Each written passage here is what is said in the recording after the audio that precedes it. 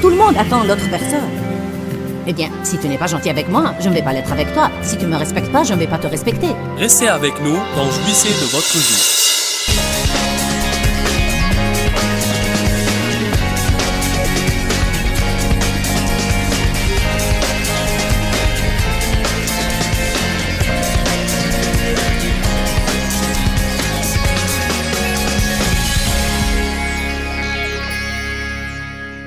Nous dissertons sur l'interruption du plan de Satan par l'intermédiaire d'une puissante vie de prière. Nous allons parler cet après-midi de quelques conditions qui doivent être remplies pour que nos prières soient réussies. La Bible dit par exemple dans Deutéronome 28, « Si tu observes mes commandements, toutes mes bénédictions se répandront sur toi. » En fait, nous ne pouvons pas prendre les promesses de Dieu sans prendre les si tu avec et sans leur prêter attention. Amen. Nous savons que Dieu a un rôle et que nous avons un rôle. Ce qui est bien à ce propos, c'est que notre rôle, si nous savons recevoir de Dieu, n'exige vraiment pas un effort énorme, car tout ce que Dieu nous demande de faire, il nous donne l'énergie ou la grâce pour le faire. Donc, il me donne la possibilité de jouer mon rôle si je suis prêt à le jouer. Et parfois, je dois faire un pas de foi. Et un pas de foi veut dire que je commence à agir, ne voyant pas comment je vais faire la chose ou ne sachant pas comment je vais la faire. Mais je sens dans mon cœur que Dieu me dit de la faire. Alors, je fais un pas de foi plutôt aveugle. Ensuite, quand Dieu voit que ma foi est en lui, parce que j'ai commencé à agir, alors il apporte sa provision et me donne ce dont j'ai besoin pour la faire. Amen. Donc, c'est une de ces conditions qui doivent être remplies pour que nous soyons radicalement bénis. Et je veux dire qu'il y a des niveaux de bénédiction. Parfois, nous disons que nous commençons avec Dieu et nous sommes dans le pays de la pénurie. En d'autres termes, vous n'avez pas assez. Ensuite, lorsque vous vous connectez à Dieu et que vous commencez à donner, vous passez assez vite dans le pays de la modération. C'est malheureux à dire, mais beaucoup de chrétiens ne sortent jamais du pays de la modération pour entrer dans le pays de l'affluence et de l'abondance. Car tout comme les Israélites, qui étaient très charnels, ils étaient sortis de l'esclavage en Égypte et ils ont erré dans le désert pendant 40 ans. Leurs souliers et leurs vêtements ne se sont point usés. Ils avaient la manne du ciel tous les jours.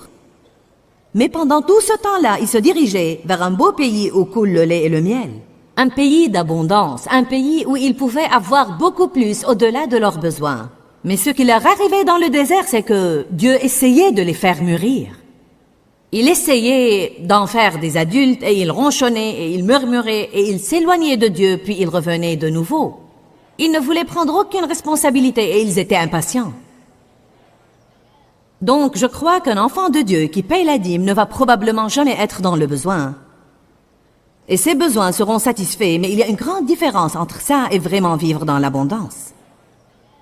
Si vous voulez vivre dans l'abondance, il doit y avoir une maturité spirituelle qui grandit dans votre vie.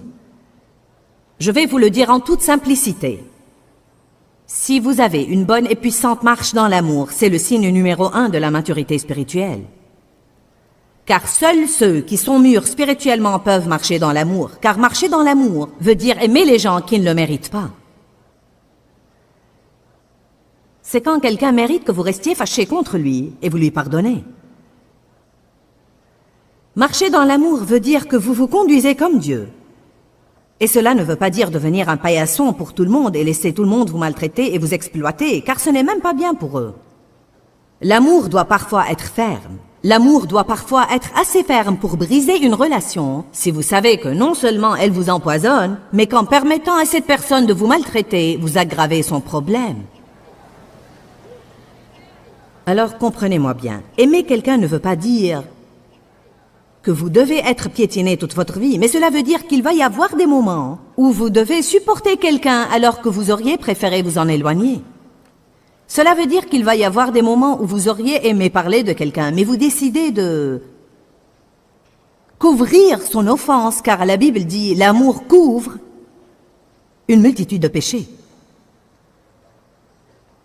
Vous donnez aux gens inconditionnellement et sans restriction. Ils ne vous doivent rien lorsque vous leur donnez. Vous donnez juste parce que vous marchez dans l'amour et c'est ce que vous devez faire. Nous avons vu que même si nous avons la foi, que la foi sans l'amour n'a aucune influence, l'amour est ce qui stimule la foi. Dites tous, stimule. Allons ensemble à Jacques 2, verset 1, s'il vous plaît.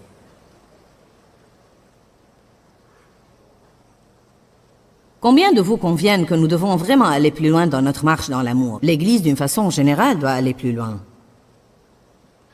Vous savez pourquoi? Parce que Satan cherche à construire une forteresse d'amour froid dans les cœurs des croyants.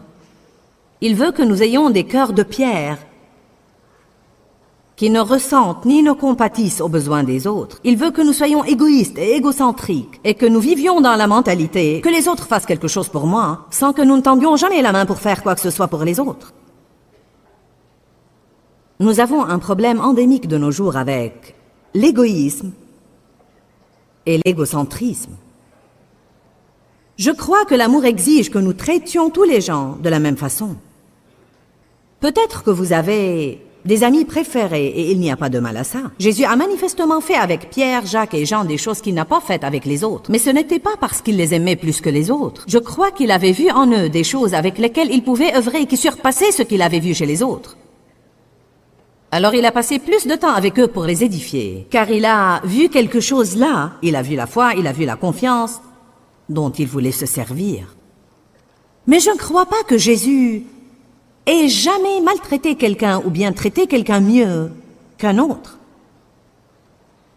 Parfois, nous avons tendance à vouloir avoir ces personnes spécifiques que tout le monde connaît. Ce sont nos meilleurs amis et tous les autres sont plutôt, vous savez, dans une autre catégorie. Ce n'est pas une bonne chose. Dans Jacques 2, verset 1, la Bible dit « Mes frères, soyez exempts de toute acception de personne. Ne faites preuve ni de préjugés ni de partialité. N'essayez pas d'avoir et de pratiquer la foi de notre Seigneur Jésus-Christ, le Seigneur de la gloire, avec le snobisme, dit la Bible amplifiée. » Maintenant, vous savez, un snob, c'est quelqu'un qui pense qu'il est meilleur que les autres. C'est peut-être quelqu'un qui a de l'argent et qui ne veut fréquenter que ceux qui ont de l'argent. Il ne veut pas fréquenter quelqu'un qui est pauvre ou il ne veut pas fréquenter quelqu'un qui n'a pas un diplôme universitaire ou quoi que soit le cas. Tout le monde ne doit pas être comme moi pour être mon ami. Une des choses les plus bénéfiques que vous puissiez faire, c'est d'avoir une grande variété d'amis pour que vous commenciez à comprendre que le monde entier n'est pas comme la partie sur laquelle vous vivez. Parce qu'il y a vraiment des problèmes graves qui se présentent dans chacune de nos villes. Une statistique est sortie depuis quelques mois à Saint-Louis comme quoi la moyenne d'âge d'une personne sans abri dans ma ville est de 7 ans. Dans ma ville! Maintenant, savez-vous comment j'aurais réagi à ça il y a 20 ans? C'est vraiment pathétique. Savez-vous ce que ma réaction était cette fois? Je vais faire quelque chose à ce sujet. Amen? Eh bien, que puis-je faire? C'est facile à dire pour toi, Joyce, tu as ce grand ministère. Si vous ne pouvez rien faire d'autre, vous pouvez prier. Vous pouvez donner une offrande au ministère qui essaye de faire quelque chose. Vous pouvez aller et consacrer un peu de temps. Il y a des choses que nous pourrions faire si vraiment nous le voulions. Un des plus grands problèmes qui existent dans l'Église de nos jours, quand je dis l'Église, je ne parle pas de votre Église ni de mon Église. Je parle de tout le corps de Christ dans le monde. Une des choses principales qui ne vont pas dans l'Église aujourd'hui, c'est que l'Église est...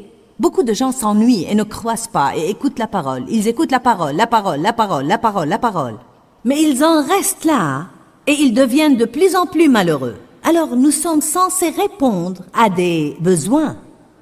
Vous savez, nous sommes censés tendre la main et aider les autres. Une des choses les plus passionnantes que nous puissions faire, c'est aider les autres.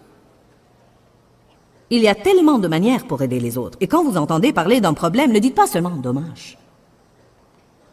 Au moins priez et dites « Dieu, s'il y a quelque chose que je peux faire, dis-moi laquelle ». Une seule personne ne peut pas faire quelque chose envers tous les problèmes qui existent. Mais nous pouvons être ouverts à Dieu et dire, y a-t-il quelque chose que tu veux que je fasse? Quand vous apprenez qu'un ami à vous a des ennuis ou bien qu'un ami, par exemple, a eu un incendie et a perdu tous ses meubles. La moindre des choses que vous puissiez faire, c'est de voir ce dont vous pouvez peut-être vous séparer pour l'aider un peu. Un de nos directeurs a vendu sa maison et sa nouvelle maison n'était pas encore prête. J'ai appris qu'il allait loger à l'hôtel pour 1 semaine ou 2. Je ne suis pas censée faire ce genre de truc, mais j'ai commencé à chercher un endroit temporaire pour lui. Mon beau-fils a commencé à m'aider. Nous avons trouvé un couple qui déménageait de leur appartement et il leur restait 1 semaine de leur bail. Et nous avons trouvé qu'il pouvait y rester pour 1 semaine. À la fin de cette semaine, sa maison n'était toujours pas prête. Il avait besoin de plus de temps. Et alors ma fille est venue me dire « Veux-tu que nous les accueillions dans notre sous-sol jusqu'à ce que leur maison soit prête ?» Tu crois que c'est une bonne idée? Ils ont déjà 4 enfants. Que vont-ils faire avec 5 personnes de plus dans leur maison? Mais voyez, parfois nous devons vraiment sacrifier notre confort pour être une bénédiction à quelqu'un d'autre. Vous savez, l'hospitalité est un don. Amen?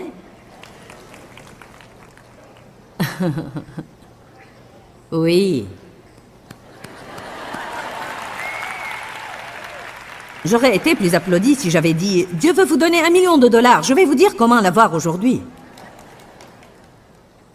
Non, mais il est tellement délirant, en tant que prédicatrice, de me tenir debout ici et de voir les gens réagir à différentes choses.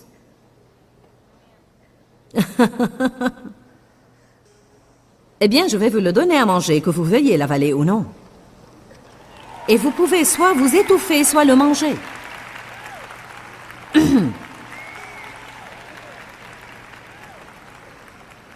Je vous le dis, vous n'allez pas être heureux si vous vous isolez en essayant de vous rendre heureux.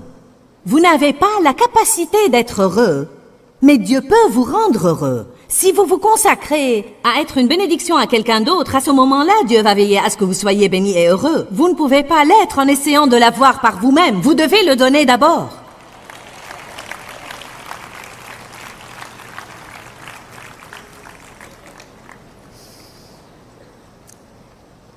Alors ne soyez pas des snobs. Cherchez des gens dans l'église qui ont l'air solitaires. Cherchez les personnes qui viennent toujours seules et imaginez un peu ce que c'est qu'être seul. Invitez cette personne à un déjeuner ou guettez une mère qui a 4 enfants qui dépendent d'elle et qui a l'air d'à peine pouvoir tenir le coup pour la journée et donnez-lui $50 pour sortir déjeuner avec sa famille. Allez! Soyez créatifs dans votre réflexion. N'attendez pas d'avoir 3 sonneries de trompette et 2 apparitions d'anges avant de bouger pour faire quelque chose pour quelqu'un. Écoutez ce que les gens disent. Même si vous entendez quelqu'un, vous savez, peut-être qu'une femme a les cheveux sur le visage et elle dit « Eh bien, j'ai besoin d'une permanente, mais je n'en ai pas l'argent. » Eh bien, sortez $40 et dites « Maintenant, tu l'as. » Vous dites « Et moi alors ? Et moi alors ? J'ai des besoins moi-même et personne ne fait rien pour moi. » Tant que vous gardez cette attitude, personne ne va jamais faire quelque chose pour vous.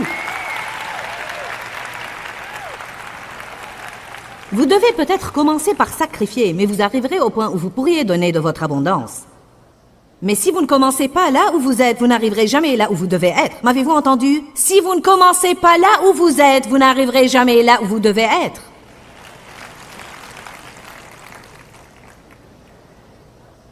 Parfois, Dieu va vous mettre dans le cœur de donner quelque chose à quelqu'un qui n'a même pas besoin de choses. Il se peut qu'il ait plus de choses que vous, mais il a besoin d'encouragement. Il a besoin de savoir que quelqu'un a pensé à lui, que quelqu'un se soucie de lui. Peu importe s'il n'a même pas besoin de choses, ça va le bénir. Même s'il ne peut pas l'utiliser, ça va le bénir. Parfois, vous donnez à quelqu'un quelque chose dont il a besoin et parfois vous lui donnez une graine. La Bible dit que Dieu donne de la semence au semeur et du pain à celui qui mange. Je reçois des choses qui ne sont pas mon genre. Je ne peux pas les utiliser et je ne peux rien faire avec. Mais je les utilise comme graines, je les donne. Eh bien, pourquoi m'as-tu envoyé ce cadeau stupide? Non, mais je ne veux pas ça, nom de Dieu.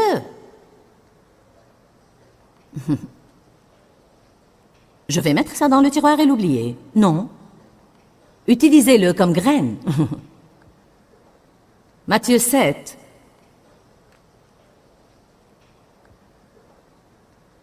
Verset 7. Continuez à demander et l'on vous donnera. Continuez à chercher et vous trouverez. Continuez à frapper et la porte vous sera ouverte. Car quiconque continue à demander reçoit, et quiconque continue à frapper, la porte lui sera ouverte. Lequel de vous, si son fils lui demande un pain, lui donnera une pierre, ou s'il lui demande un poisson, lui donnera un serpent? Si donc, méchant comme vous l'êtes, vous savez donner de bonnes choses et d'avantageuses choses à vos enfants, combien plus votre Père, qui est aux cieux, parfait comme il est, donnera-t-il de bonnes et avantageuses choses à ceux qui continuent à lui demander? Ainsi donc, le verset 12 dit « Ainsi donc », donc le verset 12 est lié à ceux qui le précèdent. Ainsi donc, tout ce que vous voulez que les hommes fassent pour vous, vous aussi faites-le de même pour eux. Je crois que parfois nous pensons que ce sont deux sujets différents, vous savez. Comme si les versets 7 à 11 formaient un sujet, et maintenant, tout à coup, il passe à un sujet différent. Mais il dit en fait, demandez et continuez à demander et l'on vous donnera. Mais maintenant, voilà une condition. Ainsi donc, si c'est ce que vous voulez voir arriver, comme vous voulez que les gens vous traitent et fassent pour vous, vous devez les traiter de cette façon d'abord. Savez-vous pourquoi beaucoup de mariages échouent? Parce que personne ne veut être assez modeste, assez humble et assez mûr pour être le premier à s'excuser. Le premier à céder. Le premier à dire « je suis désolé ». Tout le monde attend l'autre personne. Eh bien, si tu n'es pas gentil avec moi, je ne vais pas l'être avec toi. Si tu me respectes pas, je ne vais pas te respecter. Si tu ne fais rien pour moi, je ne vais rien faire pour toi. Eh bien non, c'est stupide. Faites attention à cette écriture. D'accord? J'aimerais que mon époux m'apporte plus de cadeaux et il ne le fait pas, alors je vais commencer à les lui offrir. J'aimerais que mon époux me fasse plus de compliments et, tu sais, qu'il me prête un peu plus d'attention, mais il ne le fait pas, alors je vais commencer à le complimenter tout le temps et je vais lui témoigner toutes sortes d'affections. Puis après un moment, alors que vous avez fait ça et vous n'avez rien récolté, le diable dit « Tu vois ? Tu le traites comme ça, il va profiter de toi. Laissez-moi vous dire une chose. Si vous semez dans la vie de quelqu'un d'autre, même s'il est si entêté que Dieu ne pourra jamais le pousser à faire ce qu'il essaye de lui faire faire, Dieu trouvera assurément quelqu'un pour vous bénir et vous aurez une récolte. Amen. Vous aurez une récolte. Être entêté ne va pas apporter la volonté de Dieu dans votre vie. La règle d'or, tout ce que vous voulez que les gens fassent pour vous, faites-le pour eux. Si vous voulez des amis, soyez amicaux. Si vous voulez des cadeaux, offrez des choses aux autres. Si vous voulez que les gens vous encouragent, allez trouver quelqu'un et encouragez-le. Combien de vous comprennent ce que je dis aujourd'hui? N'imaginez pas que vous devez attendre de recevoir ça pour en donner un peu. Vous devez commencer là où vous êtes si vous voulez arriver, là où vous voulez être. Dites, je dois commencer là où je suis, si jamais je veux arriver là où je veux être. C'est une bonne déclaration. 1 Pierre 3, 7. J'ai une parole pour les hommes. Les femmes en seront ravies. Ça va, je vais avoir une parole pour les femmes plus tard.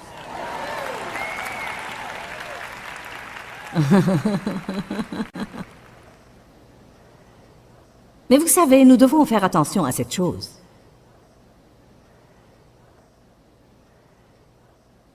« 1 Pierre 3, 7. Également, vous les hommes mariés, devez vivre de manière attentionnée avec vos femmes, avec une appréciation intelligente de la relation maritale, honorant la femme comme physiquement plus faible, mais vous rendant compte que vous êtes cohéritier de la grâce de la faveur imméritée de la vie de Dieu, afin que vos prières ne soient pas entravées et que rien ne leur fasse obstacle. Sinon, vous ne pouvez pas prier efficacement. » En d'autres termes, les hommes, si vous ne traitez pas vos femmes avec respect, si vous ne les traitez pas bien, en tant que personnes de valeur, si vous ne vous occupez pas d'elles comme il faut, si vous n'êtes pas gentil avec elles, il vaut mieux que vous ne priez pas car vos prières ne vont pas être exaucées. Une de vos tâches comme mari, c'est de bien vous occuper de vos femmes.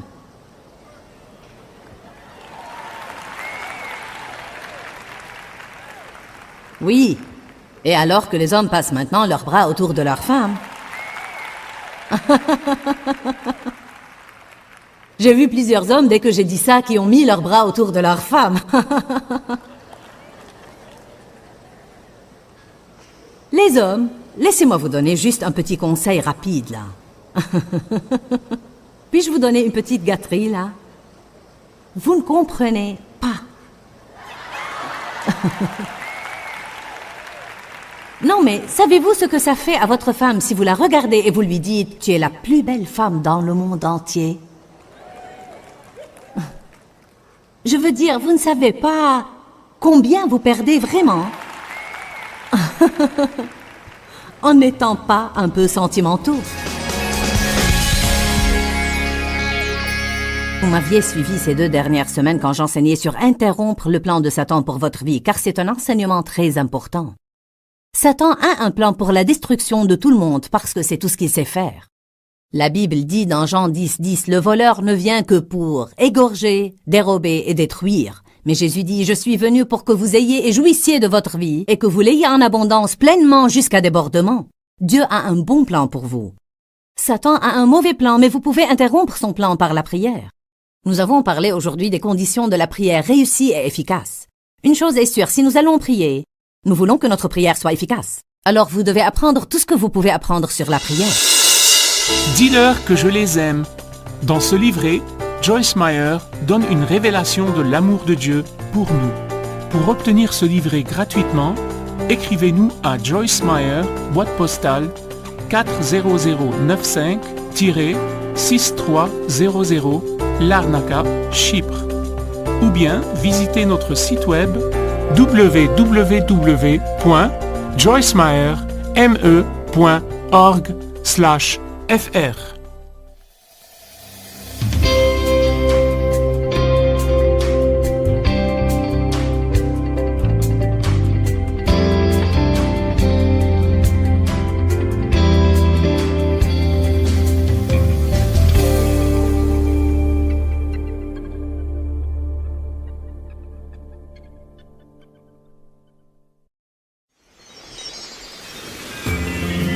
Ne faites pas de grandes histoires à partir de petites choses, mais choisissez de vous taire à leurs propos et de vous occuper de vos affaires. Restez avec nous dans Jouissez de votre vie.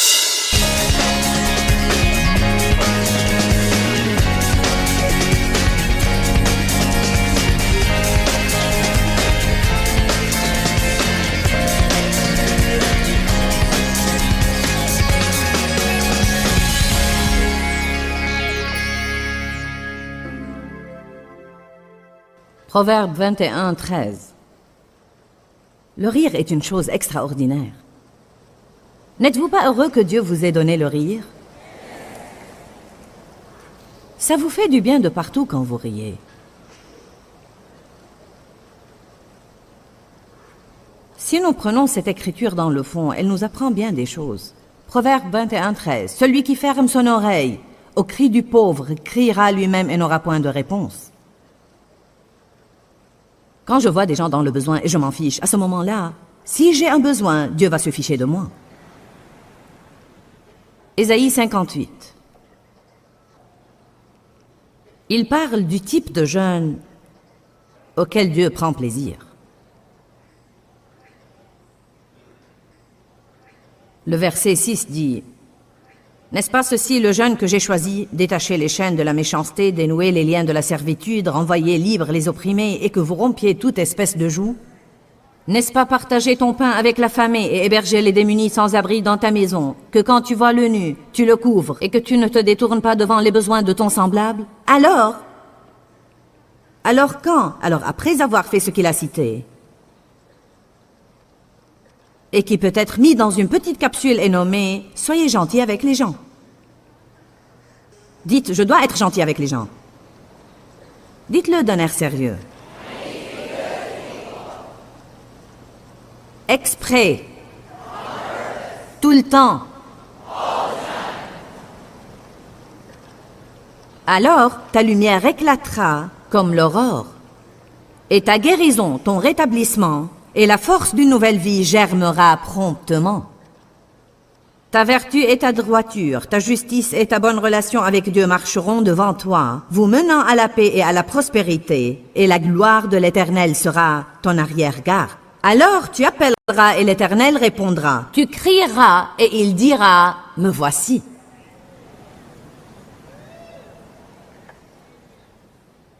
Vous pouvez avoir une énorme récolte, Simplement en étant gentil.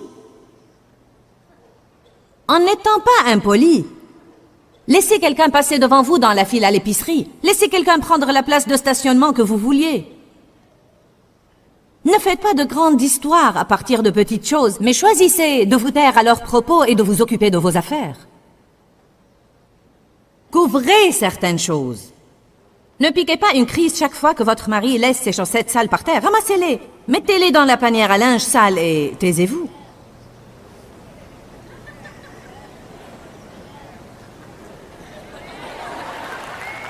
Êtes-vous aussi fatigué que ça? Eh bien. Et moi alors?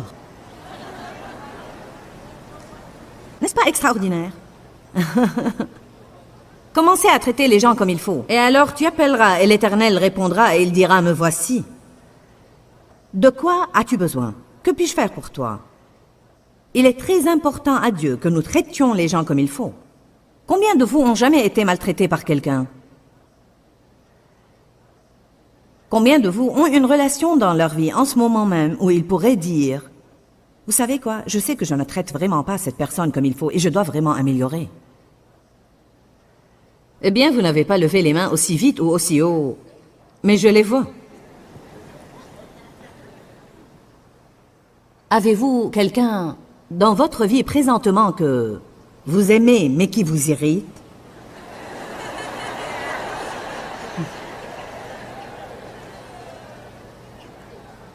Pensez-vous que les disciples n'ont pas enduré ça? Que pensez-vous que Pierre insinuait lorsqu'il disait « Seigneur, combien de fois dois-je pardonner à mon frère pour la même offense? » 7? Jésus lui dit non. Et si je te dis 70 fois 7? Vraiment, 7 est le numéro parfait de Dieu. Alors ce qu'il voulait dire était en fait pardonne-lui et pardonne-lui jusqu'à ce que ça marche. C'est ma propre opinion, mais je pense que Pierre avait un problème avec Jean. Je connais la personnalité de Pierre parce que je suis comme Pierre et Jean l'aurait irrité. Car Jean aurait plutôt traîné, vous savez. Je suis le disciple que Jésus aime.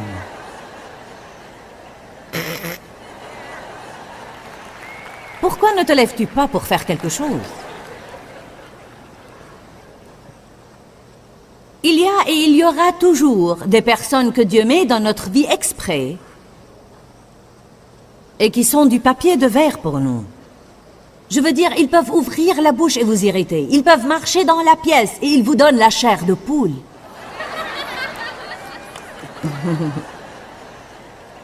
Ça ne sert à rien de les fuir, car où que vous irez, vous en trouverez.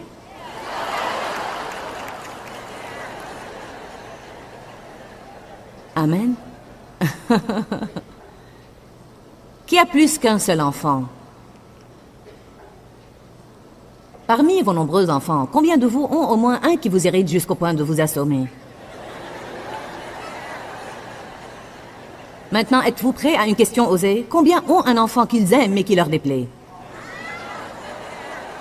Oui, nous en avons tous. Les miens sont tous des adultes maintenant, alors pour moi c'est fini. Mais en réalité, mon aîné était... Oh, vraiment. Si nous étions dans la même chambre ensemble, nous étions... Et je ne savais pas quel était le problème. Je ne savais pas quel était le problème jusqu'à il y a à peu près 10 ans quand j'ai réalisé finalement qu'il était comme moi. Nous voulons tous les deux commander.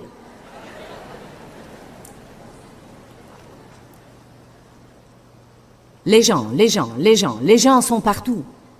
Vous ne pouvez pas les fuir. Quoi que vous fassiez, ils sont bien là.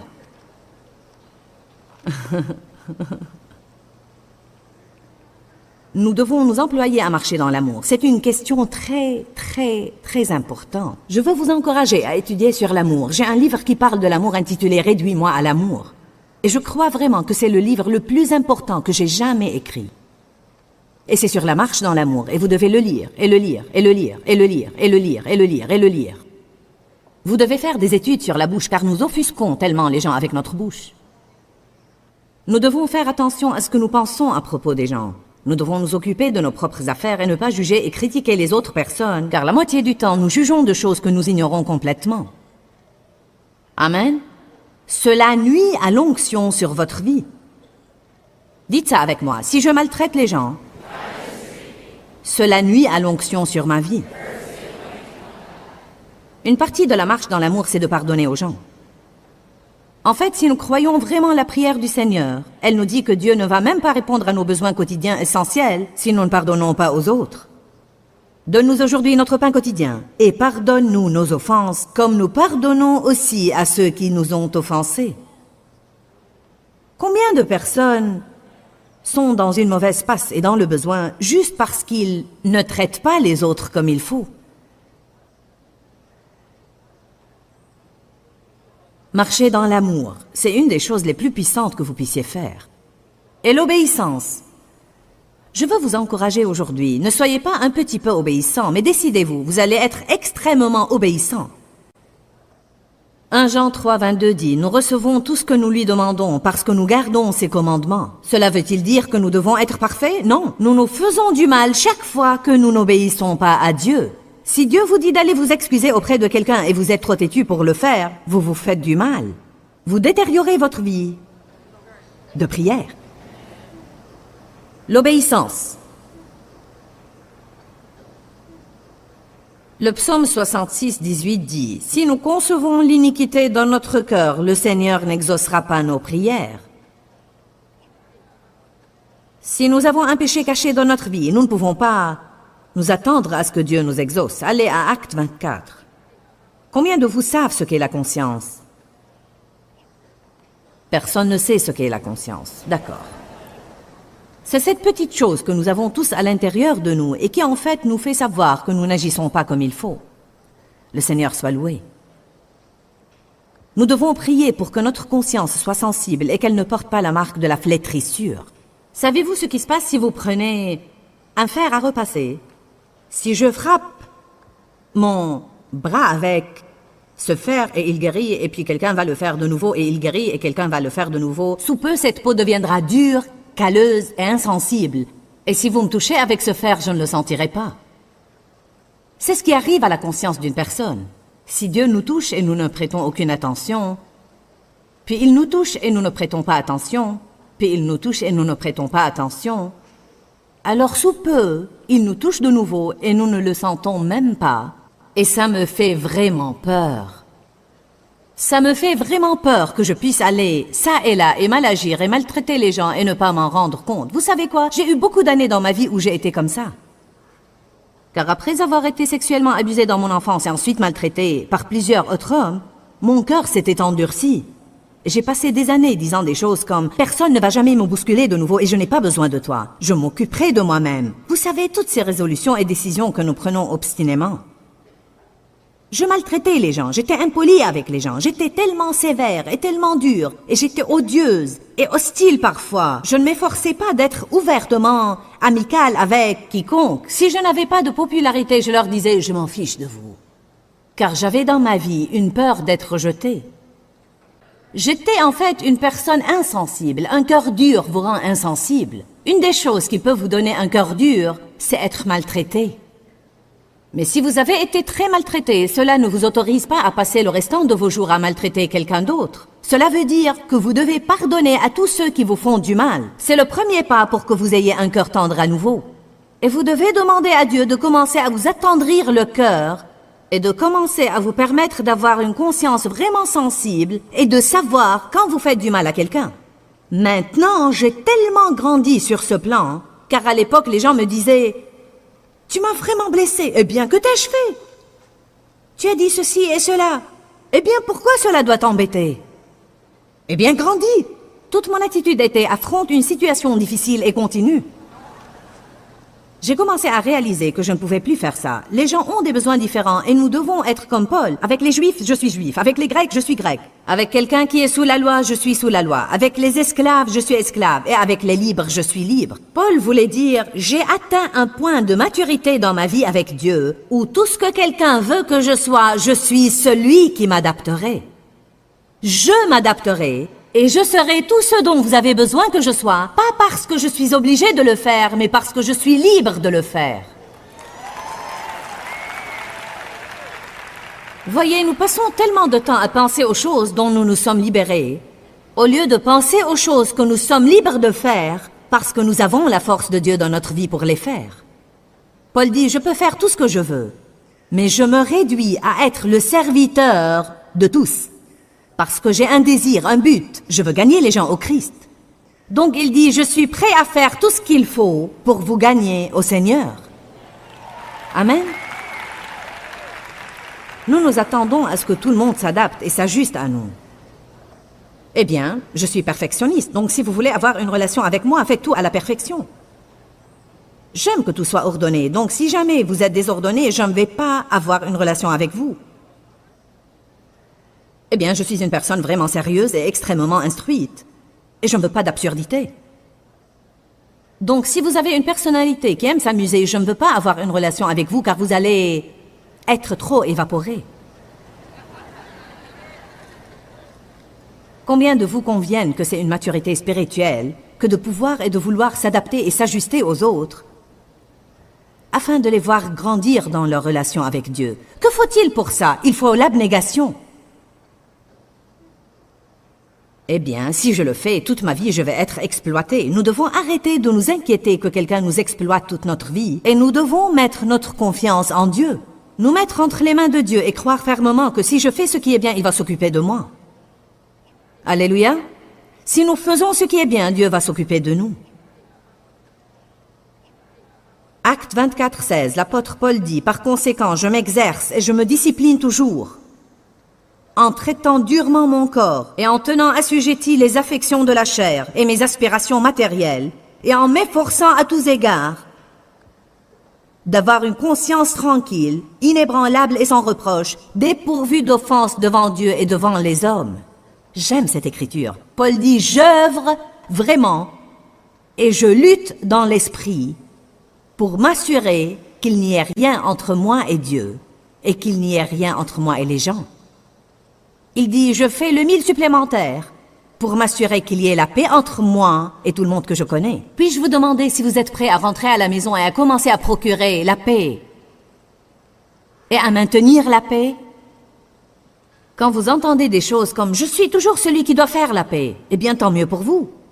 Cela montre que vous êtes vraiment mature et que vous êtes prêt aussi à faire tout ce que vous devez faire pour obéir à Dieu. Eh bien, ce n'est pas juste. Vous avez raison, ce n'est pas juste, mais la vie n'est pas juste.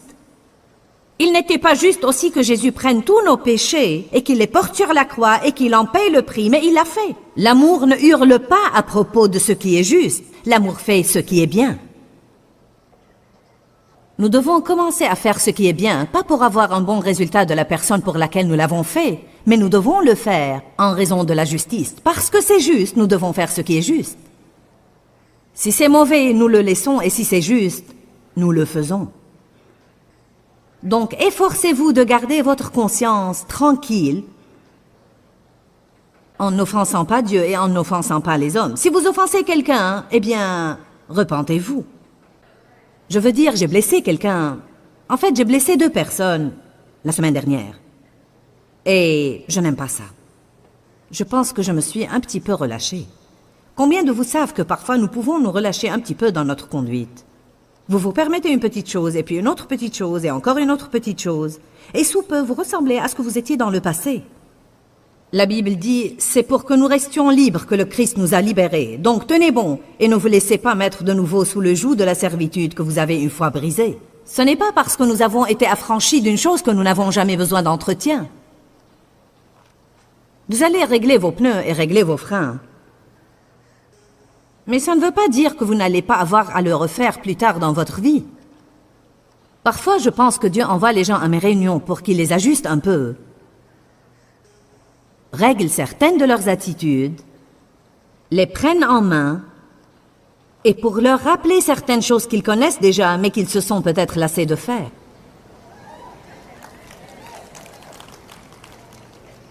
Vous ne vous êtes pas embourbé en faisant la mauvaise chose une fois, mais en faisant la mauvaise chose plusieurs fois, et vous n'allez pas vous tirer d'affaire en faisant ce qui est juste une fois. Vous devez le faire répétitivement, encore et encore et encore, et tôt ou tard, vous surmonterez votre passé. Ouvrons nos Bibles au Proverbe 15, 29.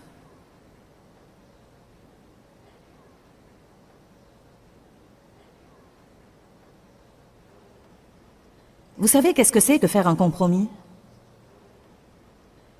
C'est quand quelqu'un est enclin à accepter ce que les autres veulent faire, bien que cela puisse ne pas être juste.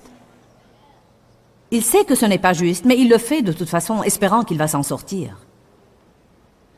Combien de vous pensent qu'ils transigent dans leur vie? Cela veut dire que nous savons qu'une chose est mauvaise. Nous avons la conviction du Saint-Esprit que nous ne devons pas la dire, la faire, l'acheter et la manger. En fait, les gens disent tout le temps, je sais que je ne dois pas dire ça, mais... Je sais que je ne dois pas manger ça, mais... Je sais que je ne dois pas acheter ça, mais... Je sais que je ne dois pas faire ça, mais... Je sais que je ne dois pas veiller si tard, mais... Qu'avons-nous à dire? Dieu me montre ce que je dois faire, mais je fais ce que je veux. Alors, nous ne pouvons nous en prendre qu'à nous-mêmes si nous n'avons pas les résultats que nous espérons. La moindre des choses, c'est d'être honnête avec nous-mêmes. Proverbe 15, 29. L'Éternel s'éloigne des méchants, mais il écoute la prière des justes. Les justes qui font sa volonté. Vous savez, la Bible dit que Dieu est strictement juste et que Dieu est implacablement et indubitablement juste. Dans la société dans laquelle nous vivons aujourd'hui, tout le monde veut faire un compromis et si vous refusez de le faire, ils vont vous appeler légaliste et strict. Même les chrétiens vous disent que vous êtes légaliste si vous essayez de mener une vie sainte. J'ai décidé que vous pouvez m'appeler tout ce que vous voudrez. Mais je préfère être extrémiste en essayant d'être sainte que d'être extrémiste en me permettant de faire des choses que je ne dois pas faire. Que fait l'homme systématiquement juste? L'homme systématiquement juste essaye de faire ce qui est bien tout le temps. Savez-vous ce que les gens font? Ils font ce qui est bien quand ils ont des ennuis. Il me faut un miracle. Ils vont mieux aller à l'église cette semaine. Il me faut une guérison. J'arrêterai les commérages. Ai-je raison? Il est étonnant ce que nous devenons saints quand nous voulons un exaucement. Mais l'homme systématiquement juste essaye de faire ce qui est bien tout le temps, pas seulement quand il veut quelque chose de Dieu. Vous m'aviez suivi ces 2 dernières semaines quand j'enseignais sur interrompre le plan de Satan pour votre vie, car c'est un enseignement très important. Satan a un plan pour la destruction de tout le monde parce que c'est tout ce qu'il sait faire. La Bible dit dans Jean 10, 10, le voleur ne vient que pour égorger, dérober et détruire. Mais Jésus dit, je suis venu pour que vous ayez et jouissiez de votre vie et que vous l'ayez en abondance pleinement jusqu'à débordement. Dieu a un bon plan pour vous. Satan a un mauvais plan, mais vous pouvez interrompre son plan par la prière. Nous avons parlé aujourd'hui des conditions de la prière réussie et efficace. Une chose est sûre, si nous allons prier, nous voulons que notre prière soit efficace. Alors vous devez apprendre tout ce que vous pouvez apprendre sur la prière. Dis-leur que je les aime. Dans ce livret, Joyce Meyer donne une révélation de l'amour de Dieu pour nous.